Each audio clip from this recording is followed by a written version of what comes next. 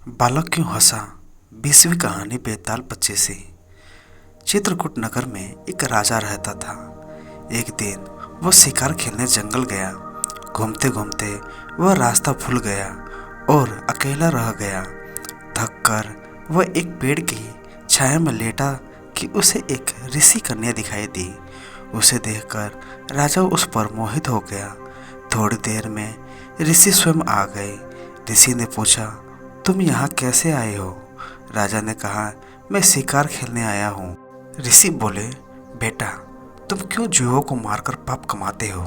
राजा ने वादा किया कि मैं अब कभी शिकार नहीं खेलूंगा। खुश होकर ऋषि ने कहा, तुम्हें जो मांगना हो मांग लो।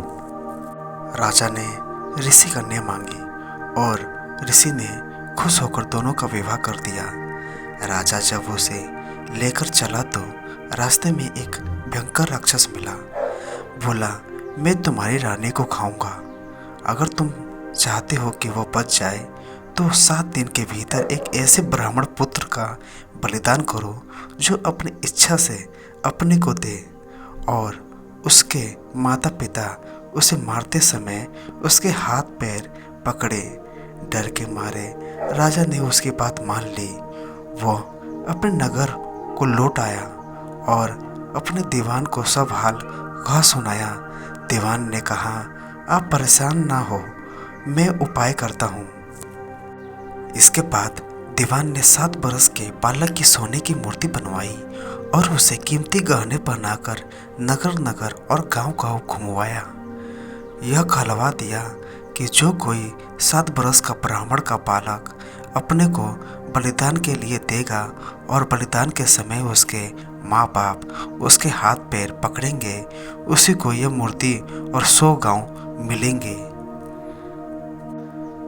यह खबर सुनकर एक ब्राह्मण बालक राजी हो गया। उसने माँ बाप से कहा, आपको बहुत से पुत्र मिल जाएंगे। मेरे शरीर से राजा की भलाई होगी और आपकी गरीबी मिट जाएगी। माँ बाप ने मना किया पर बालक ने हट करके उन्हें राजी कर लिया। माँ बाप बालक को लेकर राजा के पास गए। राजा उन्हें लेकर राक्षस के पास गया। राक्षस के सामने माँ बाप ने बालक के हाथ पैर पकड़े और राजा उसे तलवार से मारने को हुआ। उसी समय बालक बड़े जोर से हंस पड़ा। इतना कहकर बेताल बोला, हे राजन, यह बताओ कि बालक क्यों हंसा। राजा ने फौरन उत्तर दिया, इसलिए कि डर के समय आदमी रक्षा के लिए अपने माँ बाप को पुकारता है।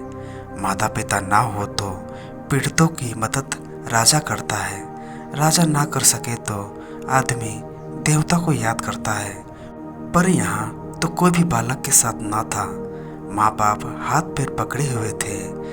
राजा तलवार लिए खड़ा था और राक्षस भक्षक हो रहा था।